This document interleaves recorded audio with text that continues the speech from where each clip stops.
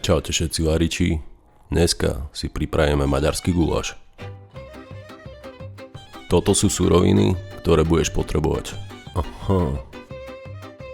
Tak ako úplne prvé, očistiť cibulu a keď sa ti bude zdať, že je veľa, tak kľudne ešte jednu, dve pridaj. Ja som si pri tejto pekne poplakal. Nakrájaš to na kocky, rozplačeš sa druhýkrát, lebo zistíš, aký máš tupý nôž a pokračuješ ďalej. Kocky, veľa kociek.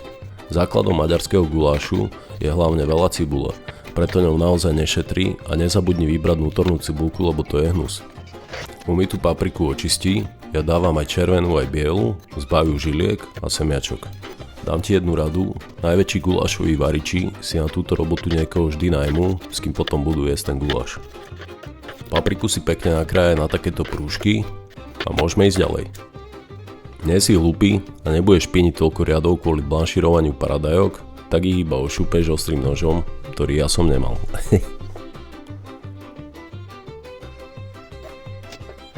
A znova, nakrájaš to na kocky, veľa kociek.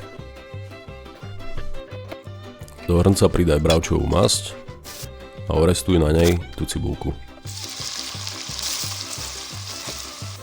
Pridaj na kocky nakrájané hovädzie mäso a nechaj ho 2-3 minútky, nech sa pekne zaťahne.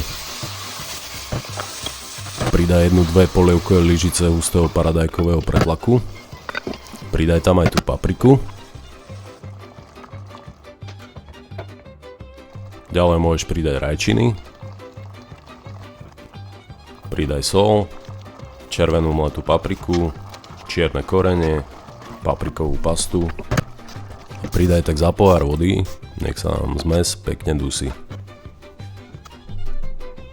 Varíš asi tak 2,5 hodinky na miernom ohni. A takto nejak by to mohlo vyzerať. Neviem ako vám, ale mne sa už zbiehajú slinky, takže poďme servírovať. Voilà, máme hotovo, maďarský guláš. A najbližšie vám ukážem recept, ako som varil levandulový sirup.